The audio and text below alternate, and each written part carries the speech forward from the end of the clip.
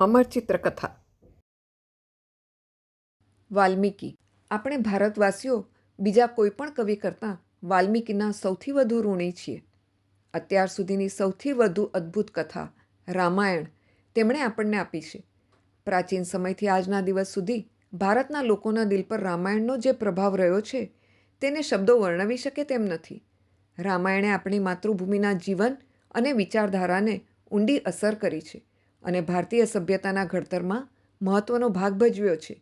વાલ્મીકી આદિકવિ, પ્રથમ કવિ છે અને તેમનું રામાયણ આદિકાવ્ય એટલે કે પ્રથમ કાવ્ય છે. કવિની કૃતિને યાદ કરતી વખતે આપણે એ કૃતિના સર્જકને ભૂલવો ન જોઈએ. તેમણે જે રીતે અને જે સંજોગોમાં રામાયણ લખ્યું તે પણ રસિક કહાણી છે. આ ચિત્રકથા વાલ્મીકી રામાયણ તથા વલ્લથોલે તેના મલયાલમમાં કરેલા અનુવાદ પરથી લખાઈ છે. વાલ્મીકીનો સંદેશ. શાણા માનવી પોતાના મહેમાન સામાન્ય હોય તો પણ તેમનો આદર કરે છે. બધી ઇન્દ્રિયોને સારા નરસા કામો તરફ વાળવામાં મન જ કારણરૂપ છે. ઉત્સાહથી સમૃદ્ધિ આવે છે. ઉત્સાહ જ સુખ છે. ઉત્સાહથી કરેલા બધા કામોના પરિણામ સારા આવે છે. ઓ રાવણ, પરસ્ત્રીને માન આપ અને તારી સ્ત્રીનું કરે છે તેમ તેમનું પણ રક્ષણ કર. તારી સ્ત્રીને ચાહીને એક આદર્શરૂપ બન. ભલાઈ એ શ્રેષ્ઠ સદ્ગુણ છે. મોટા કાર્ય હાથ ધરતી વખતે મહાન માનવીઓ કદી અસ્વસ્થ થતા નથી. ભલા અને બુરા કર્મ કરનાર માનવી બંનેના ફળ એકસાથે ભોગવી શકતો નથી. સારા કાર્યોના બદલામાં સુખ અને પાપોના ફળ રૂપે દુઃખ તે વારાફરતી ભોગવશે. પાણી આગને કાબૂમાં લે છે તેમ પોતાના શાણપણથી ક્રોધ પર કાબૂ મેળવનાર માનવીઓ સદભાગી છે. વાલ્મીકી આદિકવિ અથવા પ્રથમ કવિ હતા. રામાયણ તેમનું પ્રથમ કાવ્ય આદિકાવ્ય હતું. વાલ્મીકી પહેલાં શિકારી અને લૂંટારા હતા તે એક વિચિત્ર લાગે તેવી વાત છે. તે જંગલમાં ભટકતા અને નિર્દોષ પંખીઓને વીંધી નાખતા. તે કુમળા પ્રાણીને મારી નાખી ખોરાક માટે તેને ઘેર લઈ જતા. જંગલમાં એકલવાયા પ્રવાસીને આંતરીને તે લૂંટી પણ લેતા. વાલિયો વેપારીને કહે, લાવ આ પોટલું, નહીં તો ઠાર મારીશ. વેપારી બોલ્યો, દયા કરો, મને જવા દો. ઘેર જઈ વાલિયાએ પત્નીને કહ્યું, આજે આટલો માલ મળ્યો. પત્ની કહે, બસ આટલો જ? ધીરજ રાખ, કાલે આ જંગલમાંથી માલદાર વેપારીઓનું ટોળું પસાર થવાનું છે. આમ તેઓ હિંસાખોર અને અપરાધી જીવન જીવતા હતા. એક દિવસ તેમણે દૂરથી સપ્તર્ષિ 7 મહાન ઋષિઓને જોયા. બોલ્યો, થોભો, તમને જીવ વાલો હોય તો. ઋષિએ પૂછ્યું, તારે શું જોઈએ છે? વાલિયો કહે, તમારી પાસે હોય તે બધું ધન. ઋષિ બોલ્યા, અમે તો ઋષિ છીએ, ધન રાખતા નથી. તું શા માટે અમને લૂંટવા માગે છે? વાલિયો બોલ્યો, મારા બૈરી છોકરાના ગુજરાન માટે હું લૂંટ કરું છું. ઋષિ કહે, પહેલાં મારા સવાલનો જવાબ આપશે? બોલી નાખો જલ્દી. વાલિયો કહે. ઋષિએ પ્રશ્ન કર્યો, તારું કુટુંબ તારા પાપના ફળ પર જીવે છે, તે જ રીતે તે તારા પાપ ભોગવશે ખરું? વાલિયો બોલ્યો, જરૂર ભોગવશે. ઋષિ કહે, જા તેમને પૂછી જો, તેમનો જવાબ લઈ આવ. વાલિયો કહે, ભલે, પણ ભાગી ગયા છો તો તમારી ખેર નથી. લૂંટારો તેના ઝૂંપડા તરફ ગયો. ઋષિઓ તેને જતો જોઈ રહ્યા. ઝૂંપડામાં પત્નીને પૂછ્યું, વાલી, મારા પાપી જીવનનો લાભ તને મળે છે ખરું ને? પત્ની કહે, જરૂર મળે છે, પણ તેનું શું છે? તેણે પૂછ્યું, તું મારા પાપમાં ભાગીદાર થશે ખરી? પત્ની બોલી, જરાય નહીં. તમે પાપી છો, તમારા પાપમાં હું શા માટે ભાગીદાર બનું? પછી લૂંટારા વાલિયાએ પુત્રને આ સવાલ પૂછ્યા, બેટા, તું તો મારા પાપમાં ભાગ પડાવશે ને? દીકરાએ કહ્યું, ના બાપુ, ના. લૂંટારાને પોતાના કાન પર વિશ્વાસ ન બેઠો. તે બીજું કંઈ બોલી ન શક્યો. ઓ ભગવાન! દિલગીરીના બોજથી વાંકો વળેલો તે લથડતે પગલે બહાર નીકળ્યો. ઋષિઓ કહે, જુઓ, પેલો આવે છે. ઋષિઓની પાસે પહોંચી તે ખૂબ રડવા લાગ્યો. કેમ? શો જવાબ મળ્યો? ઋષિએ પૂછ્યું. લૂંટારાએ બધી વાત કરી. પછી તે રડતો રડતો ઋષિને પગે પડ્યો. બોલ્યો, મારો આત્મા ખોવાયો છે. દયાળુ મહાત્માઓ, મને તે પાછો મેળવી દો. ઋષિઓને તેની દયા આવી. કહ્યું, અહીં બેસીને મરાનું રટણ કર. અમે પાછા ફરીએ ત્યાં સુધી એક પળ પણ અટક્યા વિના દિલ દઈને રટણ કરતો રહેજે. ભગવાન તારું ભલું કરશે. પછી લૂંટારો ત્યાં જ પલાઠી વાળીને બેઠો. આંખો બંધ રાખીને અને જાતને ભૂલીને તેણે મરાનું, ઉલટાવીને બોલીએ તો ખરેખર રામનું રટણ શરૂ કર્યું. મહિનાઓ અને વર્ષો વીતવા છતાં તે ત્યાં જ અડગ બેસી રહ્યો. તેની આસપાસ ઉદયનો રાફડો રચાયો અને વધતો ગયો. વખત જતાં એ રાફડાથી લૂંટારો સાવ ઢંકાઈ ગયો. છેવટે એક દિવસ 7 ઋષિઓ ત્યાં પાછા આવ્યા. તેમણે કહ્યું, હવે બહાર આવ. રાફડો ફાટ્યો અને તેમાંથી સાવ જુદો માનવી બહાર નીકળ્યો. ઋષિઓએ કહ્યું, તું મહાન ઋષિઓમાંનો એક છે. ઓ વાલ્મીકી, હજી વધુ નામના તને મળશે. વાલ્મીકે કહ્યું, આ ચમત્કાર ભગવાન રામને અને આપને આભારી છે મહાન ઋષિઓ. વાલ્મીકી એટલે ઉદયનો રાફડો. તેમાંથી બહાર આવ્યો એટલે ઋષિઓએ તેને વાલ્મીકી નામ આપ્યું.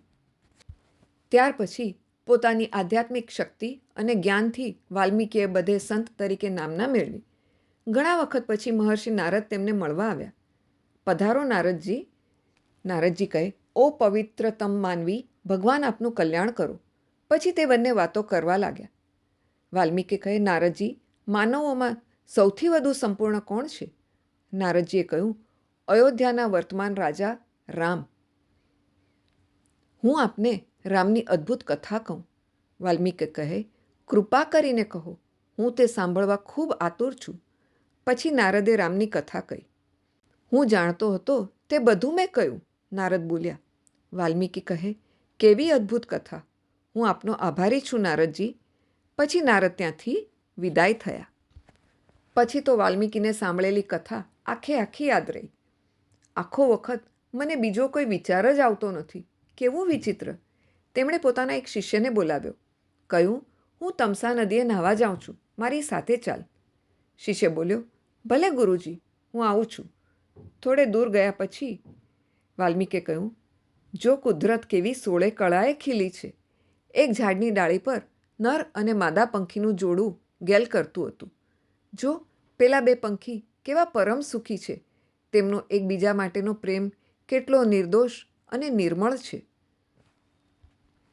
ત્યાં તો એક પારધીએ તીરથી નિશાન લગાવ્યું અને એક પંખીને વીંધી નાખ્યું. વાલ્મીકી બોલ્યા, ઓ ભગવાન, કેવી નિર્દયતા. દુઃખના આવેશમાં વાલ્મીકીએ શિકારીને શાપ દીધો. ઓ જાલિમ, તે એક નિર્દોષ પંખીને માર્યું છે. તું કદી સુખી નહીં થાય. શિકારી હતાશ હૃદયે પાછો ફર્યો. વાલ્મીકીના સંસ્કૃતમાં બોલાયેલા શબ્દો સૂર અને તાલમય રૂપમાં હતા. તેણે વિચાર્યું, આ શબ્દો આવું રૂપ અજબ લાગે છે. ખરેખર આશ્ચર્ય થાય છે. આમ તેમણે સૌ પહેલી કાવ્ય પંક્તિ રચી. દુઃખ શોકમાંથી સર્જાયેલી એ પંક્તિને તેમણે શ્લોક નામ આપ્યું. શ્લોક, શ્લોક. તે દિવસે બ્રહ્માંડના સર્જક બ્રહ્મા પોતે તેમની પાસે આવ્યા અને કહ્યું, વાલ્મીકી, તમે ખરેખર સદભાગી છો. વાલ્મીકી બોલ્યા, ભગવાન, ખૂબ આનંદ થયો. બ્રહ્મા બોલ્યા, બધું મારી આજ્ઞા પ્રમાણે થયું છે. વાલ્મીકીએ પૂછ્યું, ભગવાન, આપના કહેવાનો શો અર્થ છે? બ્રહ્માએ કહ્યું, તમે નારદ પાસેથી રામની કથા સાંભળી છે. તમે જાણો છો અને નથી જાણતા તે પણ તમે લખી નાખો. વાલ્મીકી બોલ્યા, પણ ભગવાન, હું નથી જાણતો તે વિશે કેવી રીતે લખી શકું? બ્રહ્માજી બોલ્યા, તમે ન જાણતા હો તે જ્ઞાનનો પણ તમને બોધ થશે. પર્વતો અને સાગરો પૃથ્વી પર હશે ત્યાં સુધી તમારું લખેલું રામાયણ અમર રહેશે. જેવી આજ્ઞા ભગવાન. વાલ્મીકી આસન વાળીને ધ્યાનમાં બેઠા. રામાયણનો એકે એક પ્રસંગ જાણે નજર સામે બનતો હોય તેમ તેમણે જોયો. રામનો રાજ્યાભિષેક. વાહ, કેવું સ્પષ્ટ દેખાય છે. પછી તેમણે શ્લોકોના રૂપમાં રામાયણનું અમર મહાકાવ્ય લખ્યું. આશ્રમમાં લોકો વચ્ચે વાતચીત થઈ. ગુરુજીએ રામાયણ પૂરું કર્યું. બીજી કહે, તેઓ આપણને વાંચી સંભળાવશે. એ શ્લોકો સાંભળીને શિષ્યો સ્તબ્ધ થઈ ગયા. વર્ષો પછી કેટલાક શિષ્યો જંગલમાં ખૂબ દૂર ગયા. ત્યાં તેમણે જમીન પર પડેલી અને છાતીફાટ રુદન કરતી એક સ્ત્રીને જોઈ. વિચાર્યું, તે કોણ છે? કેમ રડે છે? કેવી સુંદર સ્ત્રી, દેવી જેવી છે. તેઓ જલ્દી જલ્દી આશ્રમ પર ગયા અને ગુરુજીને કહ્યું, ગુરુજી, જંગલમાં એક સ્ત્રી છે, તે સતત રડ્યા કરે છે. દેખાવમાં તે લક્ષ્મી દેવી જેવી સુંદર છે. વાલ્મીકીએ દિવ્ય દ્રષ્ટિથી જોઈ લીધું કે તે કોણ છે. વિચાર્યું, ઓ ભગવાન, આ તો સીતા, ભગવાન રામના પત્ની છે. પછી ઋષિ સીતા પાસે ઉતાવળે ગયા અને કહ્યું, સતી શિરોમણી સીતા, શોક ન કરો, હું આપની મદદે આવ્યો છું. રામે જંગલમાં તજી દીધેલી સીતાને વાલ્મીકી તારણહાર લાગ્યા. વાલ્મીકી બોલ્યા, ઓ નારી રત્ન, મારી સાથે મારા આશ્રમે ચાલો, તેને આપનું ઘર જ ગણજો. એમ કહી વાલ્મીકી સીતાને પોતાને આશ્રમે લઈ ગયા. વાલ્મીકીએ આશ્રમની સાધ્વીઓને સીતાની સંભાળ રાખવાનું કામ સોંપ્યું. કહ્યું, સીતા મા બનવાની છે, તેની ખાસ કાળજી રાખજો. પૂરે વખતે સીતાને જોડિયા બાળક જન્મ્યા. બંને બાળકો લવ અને કુશને વાલ્મીકીએ ઉછેર્યા અને ભણાવ્યા. બીજી વિદ્યાઓની સાથે વાલ્મીકીએ તેમને વીણા વગાડતા વગાડતા રામાયણ ગાતા શીખવ્યું. બાળકોએ ગાયું. વાલ્મીકી બોલ્યા, સરસ. એક દિવસ રામ અશ્વમેધ યજ્ઞ કરી રહ્યા છે એવી ખબર આવી. વાલ્મીકીએ કહ્યું, રામ પાસે જાઓ અને રામાયણ ગાઓ. રામ તમને તમારા પિતા વિશે પૂછે તો કહેજો કે અમે વાલ્મીકીના શિષ્યો છીએ. યજ્ઞ નૈમિષમાં થતો હતો. ત્યાં લવકુશ ગયા. છોકરાઓનું ગાન સાંભળી રામ અને બીજા બધા મુગ્ધ થઈ ગયા. રામ બોલ્યા, કાવ્ય અને ગાન અદ્ભુત છે. પૂછ્યું, બાળકો, આ મહાન કાવ્ય કોણે રચ્યું છે? લવ અને કુશે કહ્યું, અમારા ગુરુ વાલ્મીકીએ. રામે પૂછ્યું, તમારા પિતા કોણ છે? બાળકોએ જવાબ આપ્યો, અમે વાલ્મીકીના શિષ્યો છીએ. રામે પોતાના મંત્રીને હુકમ કર્યો, આ બાળકોની કામગીરીથી હું ખૂબ પ્રસન્ન થયો છું. તેમને 18,000 સોનામોર આપો. બાળકોએ કહ્યું, અમે પૈસા લેતા નથી, અમે જઈએ છીએ. પાછળથી રામને સાચી વાત સમજાઈ. આ તો મારા જ પુત્રો, સીતા તેમની મા છે, હું સીતાને તેડાવી લઉં. રામે કહ્યું, વાલ્મીકી પાસે જઈ આ સંદેશો આપો. સંદેશવાહક વાલ્મીકીના આશ્રમે પહોંચ્યો. શું, રામનો સંદેશો? વાલ્મીકી ચમક્યા. સેવકે કહ્યું, જી ઋષિ મહારાજ. વાલ્મીકી વિચારે છે, બહુ આશ્ચર્યની વાત કહેવાય. તેમણે સીતાને કહ્યું, સીતા, રામ તમને સ્વીકારવા તૈયાર છે. જો તમે નિષ્કલંક છો એમ દરબારમાં સોગંદ ખાઈને કહો તો. સીતા બોલ્યા, હું નિષ્કલંક જ છું. વાલ્મીકીએ કહ્યું, લોક નજરે પવિત્રતા પુરવાર કરવા જ તમારે સોગંદ ખાવાના છે. મારી સાથે આવશો? સીતા બોલ્યા, મારા પતિની જેવી આજ્ઞા. ચાલો આપણે જઈએ. આશ્રમવાસીઓએ સીતાને આંસુભરી આંખે વિદાય આપી. તેઓ અશ્વમેધ યજ્ઞના સ્થળે પહોંચ્યા. રામ બોલ્યા, મહર્ષિ, આપના આગમનથી હું ધન્ય થયો. સૌ કોઈ વાલ્મીકી અને સીતા તરફ જોવા લાગ્યા. વાલ્મીકી બોલ્યા, રામ, સીતાની બધી જવાબદારી મારે માથે. હું સોગંદની સાથે કહું છું કે સીતા તન અને મનથી પવિત્ર છે. રામે કહ્યું, સીતા પોતે સોગંદ ખાય તો વધુ સારું. સીતા બોલ્યા, મારી ધરતી માતાને સાક્ષી રાખીને સોગંદ સાથે કહું છું કે હું હંમેશા મારા પતિને વફાદાર રહી છું. એટલામાં એક ચમત્કાર થયો. ધરતી ફાટી, તેમાંથી ગાદી પર બેઠેલા ધરતી માતા બહાર આવ્યા. તે બોલ્યા, સીતા બેટા, હું તને લેવા આવી છું. ધરતી માતાએ સીતાને ઊંચકી ગાદી પર બેસાડી. પછી તે સીતા સાથે ધરતીમાં અદૃશ્ય થઈ ગયા. રામ બોલ્યા, સીતા, મારી સીતા. પછી ઋષિ વાલ્મીકી સાધુ જીવન ગાળવા યજ્ઞનું સ્થળ છોડી ફરી પોતાના આશ્રમે જવા ઉપડ્યા. આવા હતા રામાયણના સર્જક વાલ્મીકી. પોતાના આનંદ ખાતર તેમણે લખેલું રામાયણ તે સમયની જેમ સદીઓ વીત્યા છતાં આજે અમર રહ્યું છે.